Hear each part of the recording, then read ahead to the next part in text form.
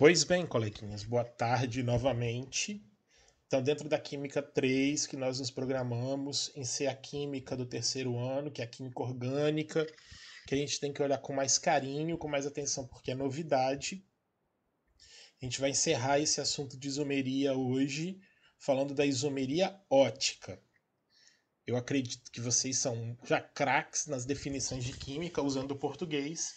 Então, existe algum fenômeno visual que nos faz diferenciar os isômeros aqui, tá? Então, só para lembrar e não ficar perdido no tempo e no espaço, o fenômeno de isomeria é um fenômeno que existe em outros compostos químicos, inclusive os compostos inorgânicos, tá? Mas a gente estuda dentro do ensino médio, dentro da terceira série, dentro dos compostos orgânicos, porque o fenômeno é muito mais comum. O que é um isômero? Ou o que são isômeros? São compostos que possuem mesma fórmula molecular, porém as estruturas são diferentes. Essas estruturas diferentes vão trazer algumas propriedades físicas e químicas diferentes. Então esses compostos têm diferenças em algumas características, ponto de fusão, ponto de ebulição. Nós falamos da entalpia de formação agorinha mesmo, certo?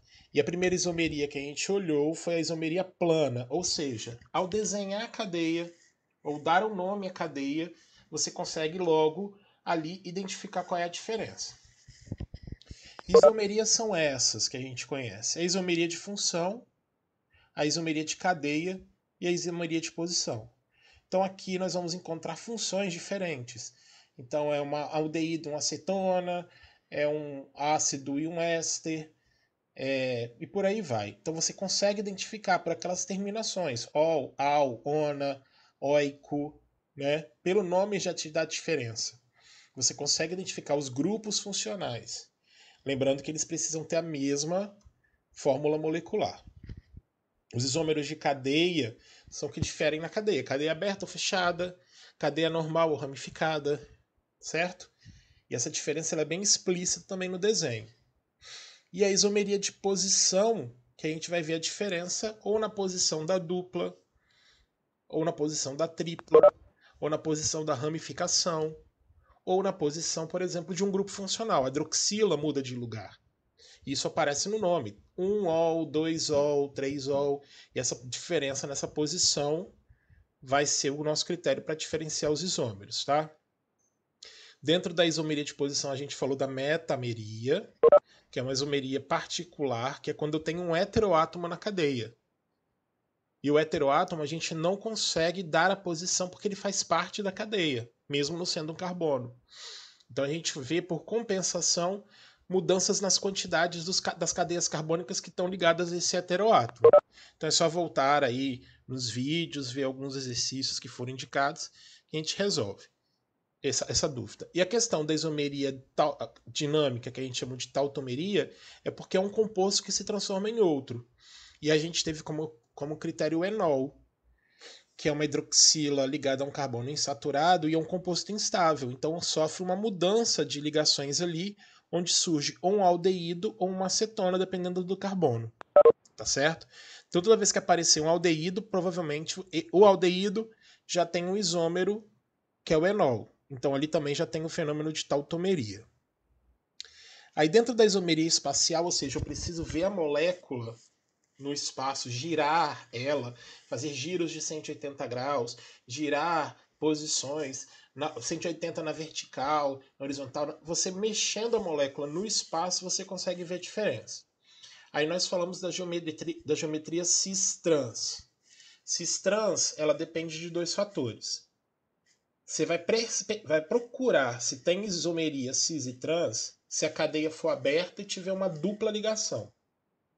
Aí os carbonos que fazem parte dessa dupla, a gente precisa observar os grupos funcionais que estão ligados a ele, que a gente às vezes pode achar com o termo substituinte, tá?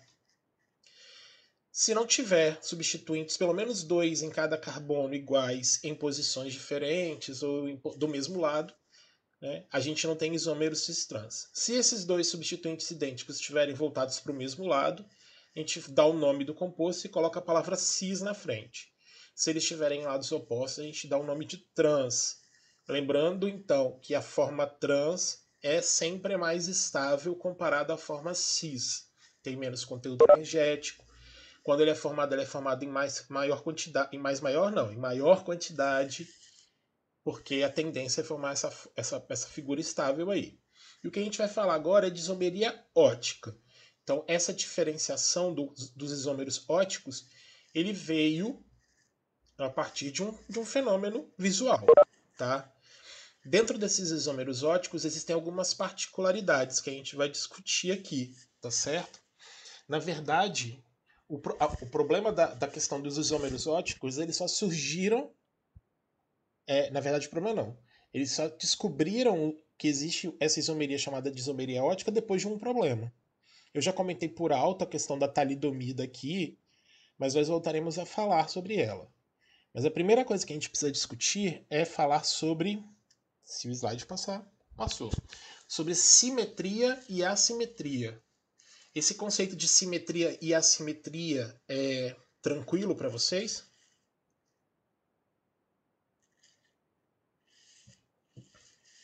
Diz para mim aí.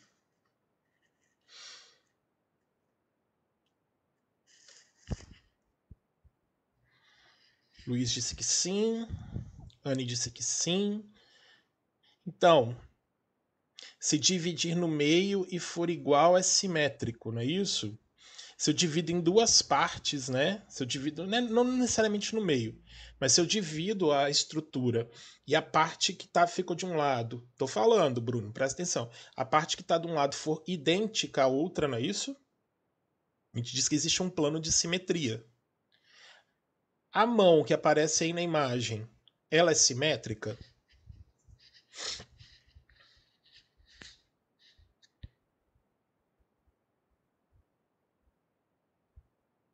Não. Se eu usar esse plano na mão aí, eu não consigo ter duas partes iguais, principalmente por causa do polegar, não é isso? Mas a bola que está do lado esquerdo, do lado direito, a bola né? Eu consigo ver as duas partes. Agora, alguém consegue me explicar por que eu tenho essa figura que está na esquerda? Vocês conseguem identificar o que está acontecendo ali? O que é esse negócio quadrado aí? Isso, Samuel. Reflexão, né? É como se eu tivesse um espelho.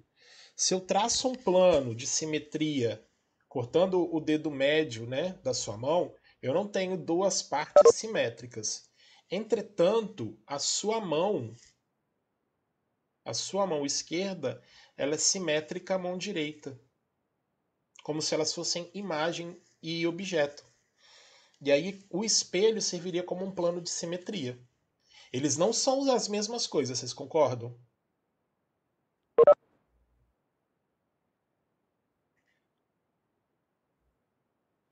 A mão direita não é igual à mão esquerda, mas se você coloca uma na frente da outra e tivesse um plano, é como se existisse uma simetria, porque existe essa complementação. Só que uma é inversa. O Alan é o advogado, responde por toda a terceira série, concordam? Não é isso? Existe esse plano simétrico quanto à imagem e o objeto. Entretanto, uma não encaixa sobre a outra, né? Porque não existe similaridade. Na teoria, se cortar um humano no meio, se você desprezar o que tem dentro, né? Existem órgãos do lado esquerdo, existem órgãos do lado direito, né? Numa questão geral, sim. O corte do meio do corpo, assim, né? Aí eu esqueci o nome dos planos anatômicos. Tem um corte perpendicular, transversal, eu não lembro agora. Essas questões todas. Mas, por exemplo, se eu cortar transversalmente o seu abdômen, eu divido em duas partes que não tem simetria, tem apenas um encaixe, uma complementação. Mas é isso aqui que a gente precisa ter, principalmente essa questão do espelho, tá certo? Quando é que a gente vai ter o fenômeno? Vou explicar da onde vem a questão da isomeria ótica, tá? Deixa eu pular, deixa eu mostrar isso aqui, tá?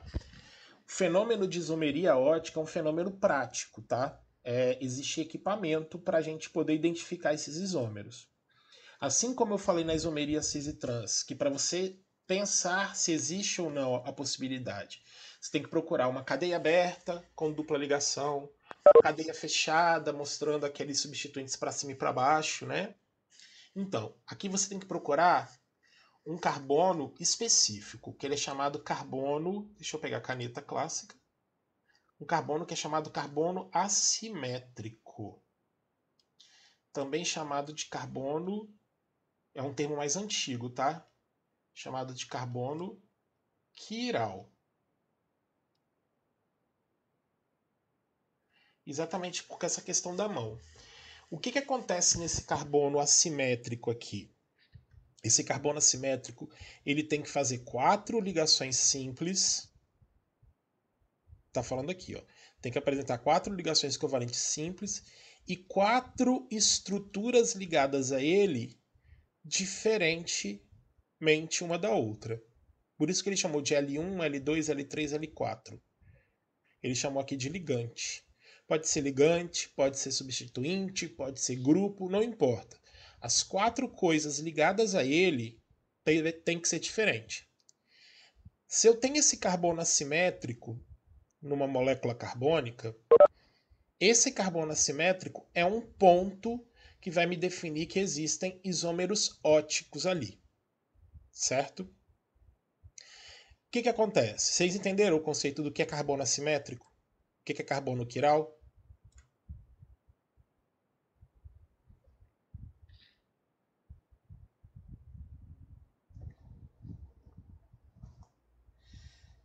Beleza. Se eu tenho um carbono fazendo uma dupla ligação, ele não vai ter isomeria ótica, tá? Se eu tenho um carbono de cadeia fechada, talvez tenha. Mas normalmente um carbono fazendo 4 ligações simples, obviamente, porque para fazer as 4 tem que ser as 4 simples, e as 4 estruturas ligadas a esse carbono têm que ser diferentes umas das outras. Se eu tiver 2 hidrogênios ligados, esse carbono não é um carbono assimétrico. Então a figura que aparece aqui, o exemplo, tá vendo? Tenho 2 carbonos nessa cadeia. Esse carbono da esquerda que eu circulei aí, olha, tem 1, 2, 3, 4 grupos ligados a ele, certo? Só que desses 4, 3 são hidrogênios. Então eu tenho 3 estruturas iguais, iguais. Esse carbono ele não vai ser um carbono assimétrico. Deixa eu apagar tudo. Agora, esse segundo carbono, ele tem um cloro, um hidrogênio, um bromo e um grupo CH3, que é o grupo metil. São 4 grupos ligados a ele que são diferentes uns dos outros. Então a gente diz que esse carbono é um carbono assimétrico, um carbono quiral. A partir do momento que eu tenho esse carbono quiral, que eu tenho esse carbono assimétrico, o fenômeno óptico que eu estou mencionando aqui, ele vai ser existente. Vocês vão entender daqui a pouquinho, tá? Vamos passar aqui, ó. Então, olha o que acontece, beleza? Eu tenho moléculas simétricas e moléculas assimétricas que nós vamos explicar daqui a pouquinho. Vocês conseguem enxergar nesse composto aqui, esse da esquerda, que está chamado de isômero 1, que essa bolinha aqui no meio que eu vou fazer um asterisco, se ele for um carbono, ele é um carbono assimétrico?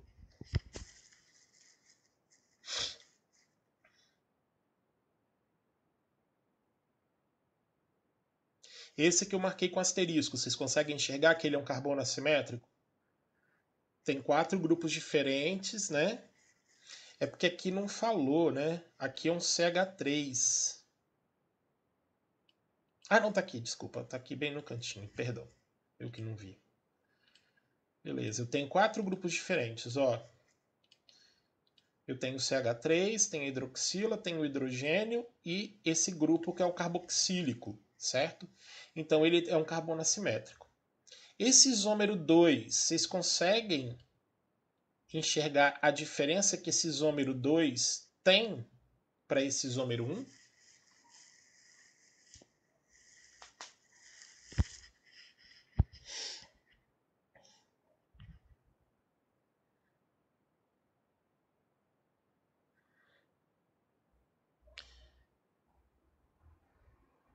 Então presta atenção. Olha a figura. Isso, vamos lá, Ítalo. Ó. Vocês conseguem ver que o hidrogênio está na mesma posição, o metil está na mesma posição, porém eu troquei a posição do grupo carboxílico e do OH. certo? Sim ou não? Mas eu também troquei a posição do CH3. Não, mentira, eu não troquei não, só troquei a posição desses dois. Mas tenta enxergar, tá vendo o movimento do giro que está sendo mostrado aqui? Como se eu pegasse a bolinha em cima do hidrogênio e desse um giro de 180 graus e botasse o CH3 para frente. Vocês vão conseguir enxergar como se um fosse a imagem do outro. Exatamente como aparece aqui, ó. Bolinha vermelha é o hidrogênio. Essa aqui é o CH3. Esse aqui é o OH. E esse aqui é o COOH. Exatamente, Camila, é como se existisse um espelho entre eles. Então ele está mostrando que se esse isômero aqui, que normalmente lá na física você chama de objeto, fosse o isômero 1, tá vendo? O isômero 2 vai ser a imagem dele, como se fosse uma imagem especular. Sim ou não?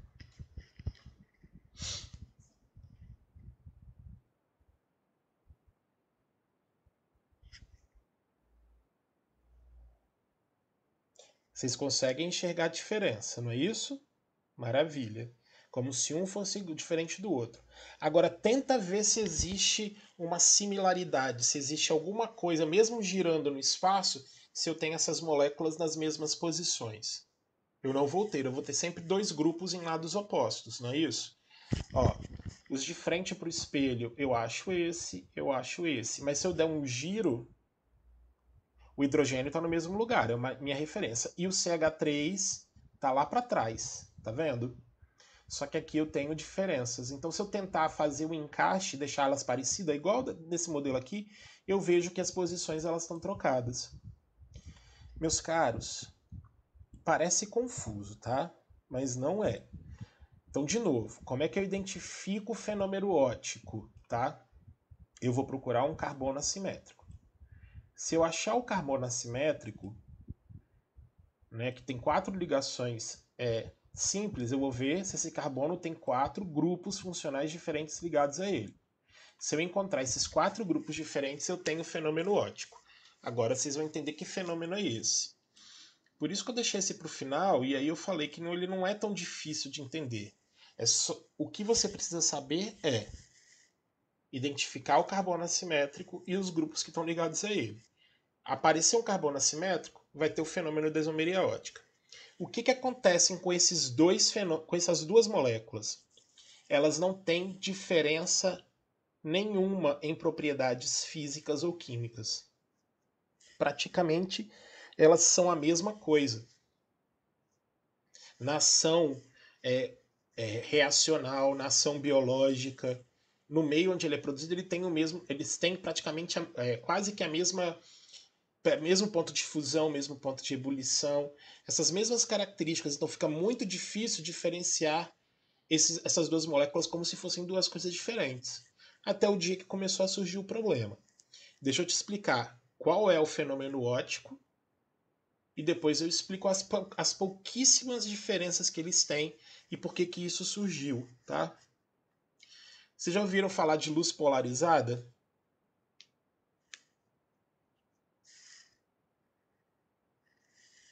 Então fala para mim, o que é a luz polarizada?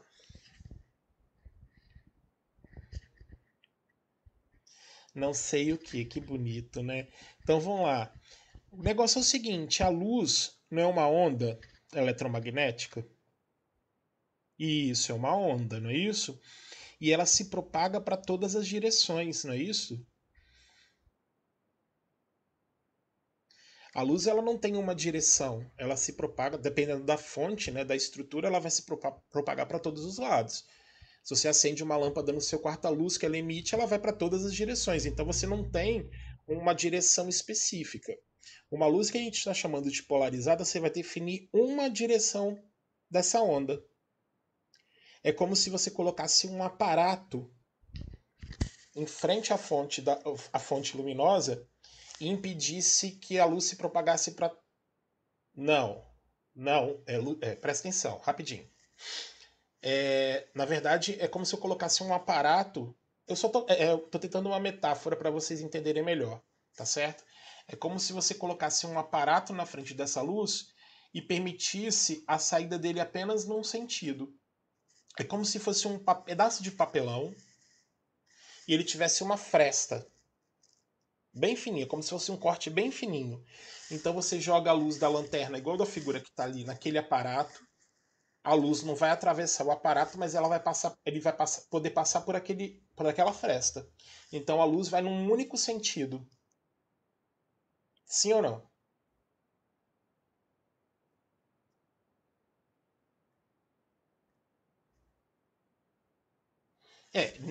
Nessa metáfora é isso que ele está falando ali. A luz não é polarizada, né, de alguma forma, porque aí ela segue essas vibrações todas, esse filtro vai polarizar, vai mandar ela numa única direção.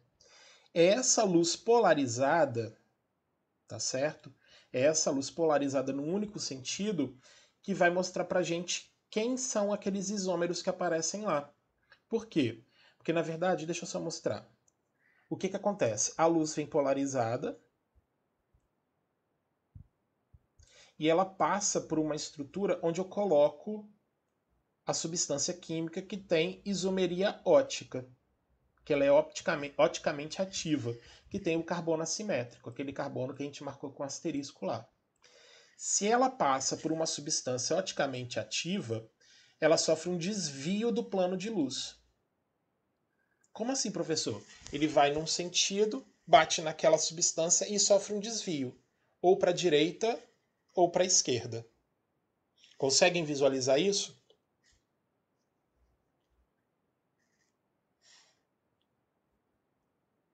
Isso não é difícil, é só o fenômeno que pode ser complexo, tá? Então, a luz ela foi polarizada. Aí ela passa por um polarizador que a gente fala e aí ela vai encontrar um recipiente, um cubo de acrílico, um recipiente onde eu vou encontrar essa substância oticamente ativa. Aqui possui o carbono assimétrico, vai permitir o desvio da luz, ou para a direita ou para a esquerda. Quem desvia para a direita e quem desvia para a esquerda? Não precisa saber até então. Se esse isômero aqui é ótico e desviar para a direita, o isômero ótico dele, que é aquela imagem, vai desviar a luz para a esquerda. Desviar quantos graus? Não sei. O desvio positivo para a direita, normalmente chamado de positivo, vamos supor que desvie 5 graus à direita. O para a esquerda vai desviar menos 5 graus. Que é para você entender que ela desvia para o outro lado. Sim ou não?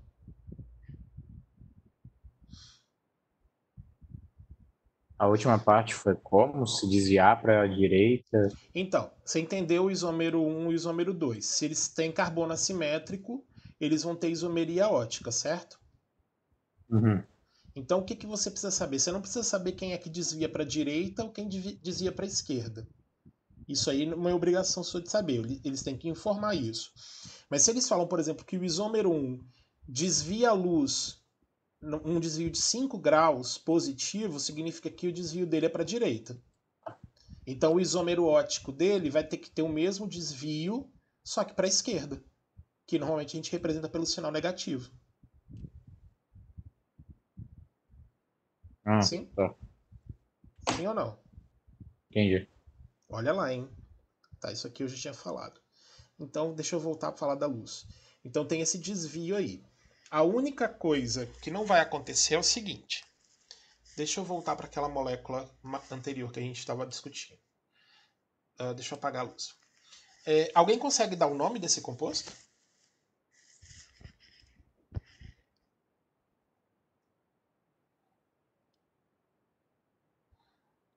Se fosse em outro momento, eu falava assim: dá o nome desse composto que eu compro um Kit Kat, entendeu? Mas como é complicado, ó, eu tenho que desenhar a cadeia carbônica. Você concorda que aqui tem um carbono, aqui tem um e aqui tem outro, não é isso? Ó? Então eu tenho CH3, o C aqui do meio, E isso aqui é um grupo ácido, ó. COOH. Nesse composto do meio, eu ainda tenho um hidrogênio ligado a ele e uma hidroxila. Agora tá fácil dar o nome, vai.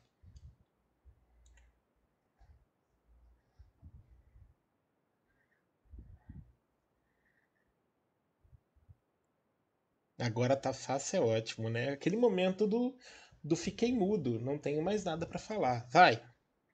Como é que é o nome desse composto? Vou dar uma. Ah, bonito, hein? Bota a cara para bater, gente. Vou ajudar vocês. Começa assim, ó. Ácido.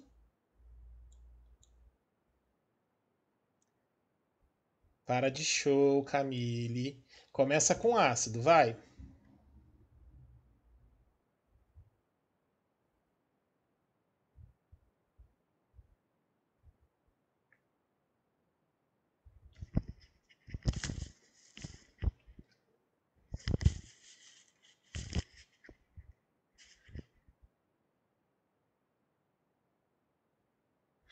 É o ácido propanóico. Isso, Samuel, é o ácido propanóico, beleza? Só que aqui tem uma hidroxila. Então você tem que falar ácido 2 hidroxipropanoico, tá? Vou escrever até o final não porque tá difícil. É propanoico. Pronto, foi. Então é o ácido 2-hidroxipropanoico, tá? Ácido 2-hidroxipropanoico, só que aí eu tenho um isômero que desvia a luz para a direita e um isômero que desvia a luz para a esquerda, correto? Como é que nós vamos diferenciar? E aí vem um probleminha, em alguns casos, que você tem o seguinte, cadê? Deixa eu ver se tem aqui um nome. Não tem. Então, eu falo aqui agora. Normalmente a gente vê assim, o que desvia a luz para a direita, você vai colocar como ácido D2-hidroxipropanoico. Esse que desvia a luz para a esquerda, ácido L2-hidroxipropanoico. D de destrógiro e L de levógiro. Destrógiro para a direita, D de destro e L de left. Left? Right. Isso, né? Falei certo? Samuel? Foi. Tá me ouvindo? Sim. É porque você é o que mais fala.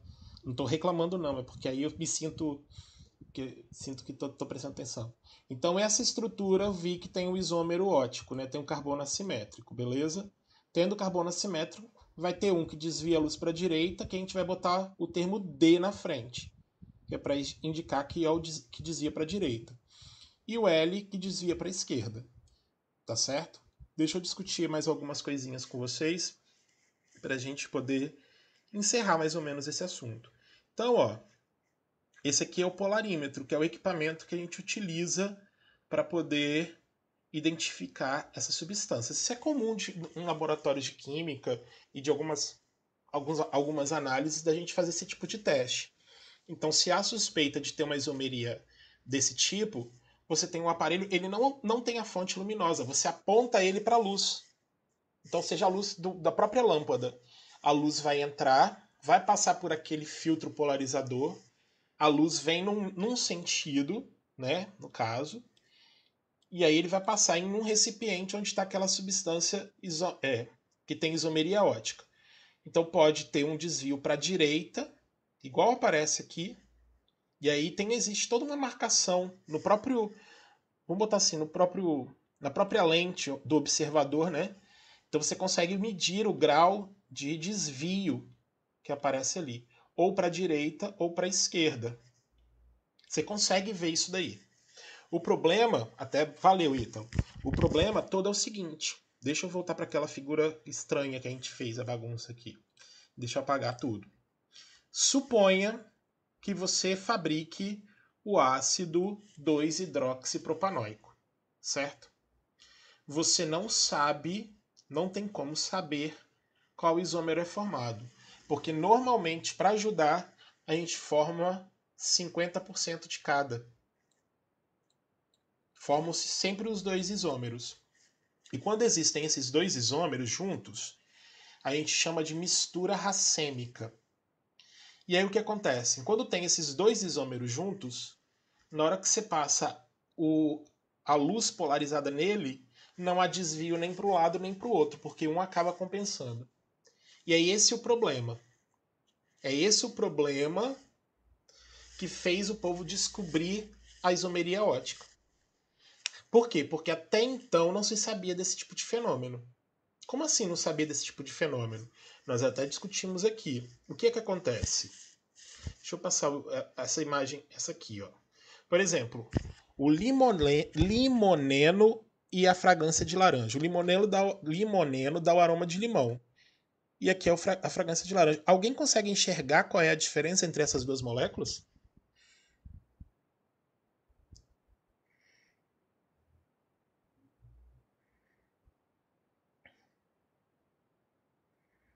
Tem isomeria ótica, então você tem que procurar o quê?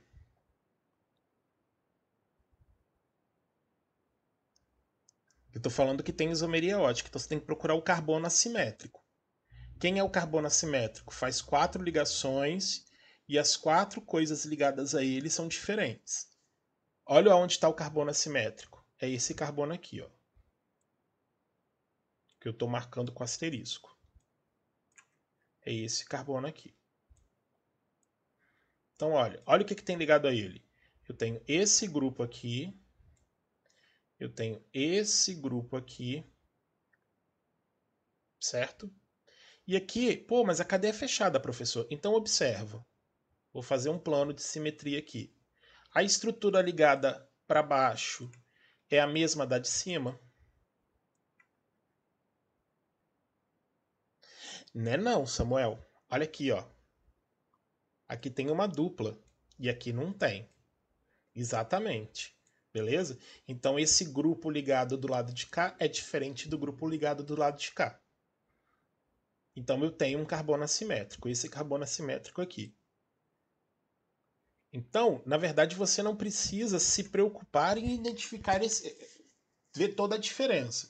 Se você achou o carbono assimétrico, identificou que existem 4 grupos diferentes, existe um isômero que desvia a luz para a direita e que desvia a luz para a esquerda. Aí eu estou falando, naturalmente, se você for fabricar essa essência em laboratório, você vai produzir uma mistura de limão com laranja. Porque você não tem como ter um mecanismo de separação durante o processo. Você prepara esse composto, metade vai ter cheiro de laranja e metade vai ter cheiro de limão. E aí, professor, como é que faz então para separar o limão da laranja?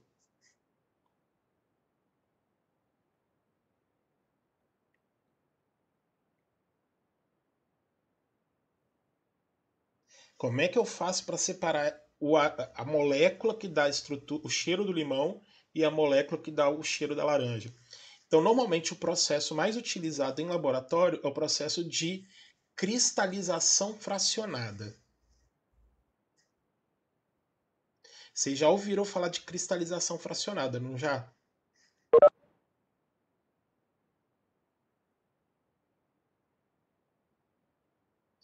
Escreve aí para mim. Cristalização é mudança do estado físico, vai resfriando porque tem pontos de fusão diferentes. Então, Samuel, aqui não tem. Porque o ponto de fusão é o mesmo. Cristalização é a mudança do estado líquido para o estado sólido, só que aqui no caso ele vai formando cristais. A diferença, por ser uma imagem especular do outro, é que a laranja, por exemplo, ele vai cristalizar para um sentido da direita e o limoneno vai cristalizar para o sentido da esquerda. Eles cristalizam em estruturas espaciais diferentes. E aí você consegue separar uma molécula da outra. É sinistra essas. Boa reação, Samuel. Eu acho que Oshi define muito bem. O que você, aluno do ensino médio, precisa saber quanto à isomeria ótica? Que para ter o fenômeno óptico, aquele de desvio da luz polarizada,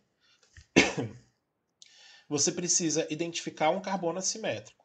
Quem é o carbono assimétrico? Um carbono que faz 4 ligações simples e as quatro estruturas ligadas a ele são estruturas diferentes. E aí você vai ter um isômero que desvia para a direita, a luz polarizada, e outro isômero que desvia para a esquerda. No processo de fabricação dessa substância, eu sempre vou produzir 50-50, que não desvia a luz nem para a direita nem para a esquerda, e que dá muito trabalho para identificar.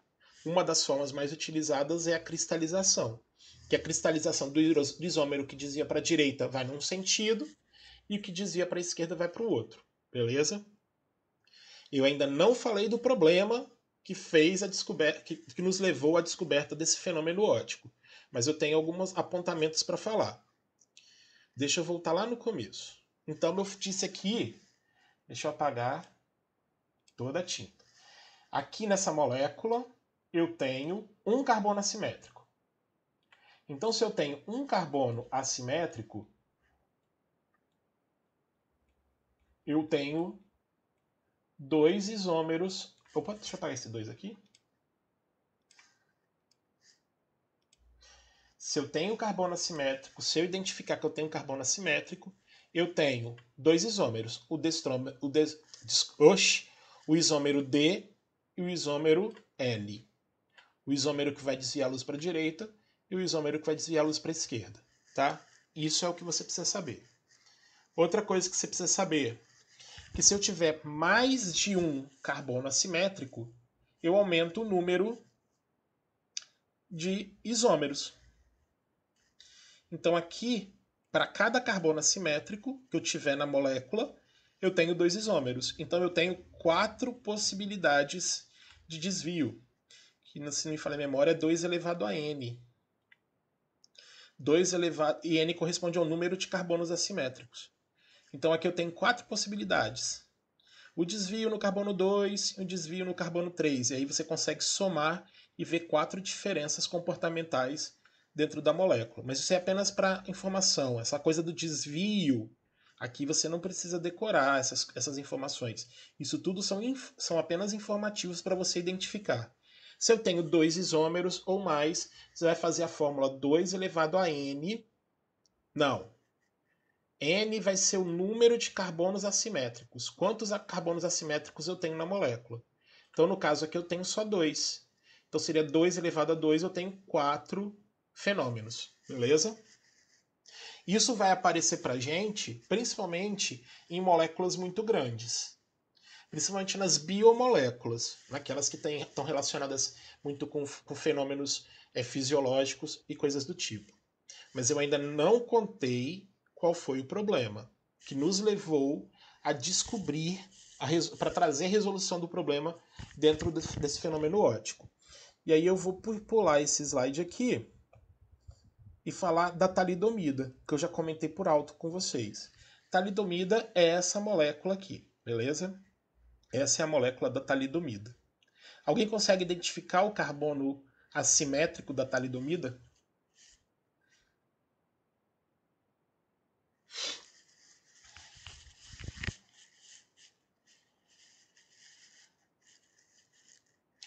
Antes que alguém me pergunte alguma coisa, essa minhoquinha aqui significa que tanto faz ele tá vindo para frente ou ele tá indo para trás, tá certo?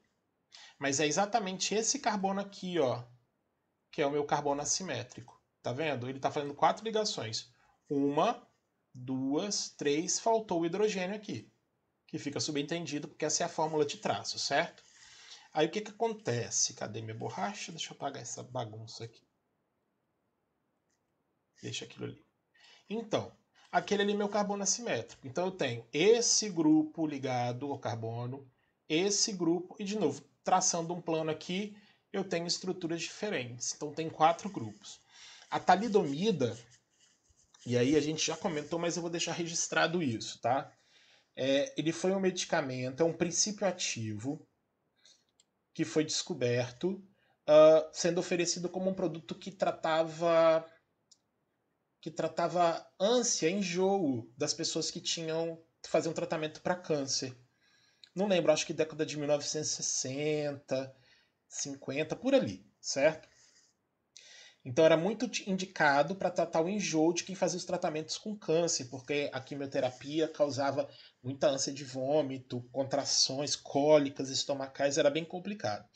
Então ele era um medicamento muito bom para evitar esse tipo de situação. Aí o que acontece? Como as mulheres tinham também muita cólica durante a gravidez, os médicos começaram a prescrever a talidomida como um medicamento que era possível para se tratar, possível para tratamento desses enjoos durante a gravidez. O que aconteceu na sequência, gente, foi uma coisa assustadora. Eu só dei um print na página do. Em 5 minutos vai acabar. Eu dei um print na página do Google, escrevendo lá talidomida, e aí você já tem algumas imagens, tá? Isso aqui é só no banco de imagens. O que acontece? Acontecia má formação dos membros superiores e inferiores. Então, as crianças que foram chamadas de filhos da talidomida tiveram essa má formação devido ao uso do medicamento. Mas, na verdade, ninguém sabia. Até que a técnica da polarização conseguiu identificar que esse composto apresenta esse fenômeno de isomeria ótica. Então, existe um isômero que desvia a luz para a direita e um isômero que desvia a luz para a esquerda. Um desses isômeros corta o enjoo e o outro isômero causa a má formação. E até hoje esse medicamento ele é prescrito assim com muito cuidado, principalmente para mulheres que não podem engravidar durante o uso, porque existe essa possibilidade de você ter o isômero que causa má formação ali no meio, certo?